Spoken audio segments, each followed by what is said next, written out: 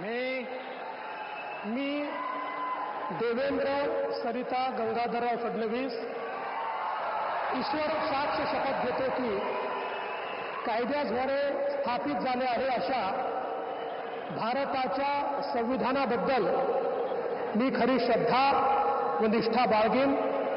मी भारताची सार्वभौमता व एकात्मता उन्नत राखीन। मी महाराष्ट्र राज्याचा मुख्यमंत्री म्हणून माझी कामे निष्ठापूर्वक व सत्सद विवेक बुद्धीने पार पाडेन आणि संविधान व कायदा यानुसार सर्व तऱ्हेच्या लोकांना मी निर्भयपणे व निपक्षपातीपणे तसेच कोणाच्याही विषयी ममत्व भाव किंवा आकस न बाळगता न्याय वागणूक देईन।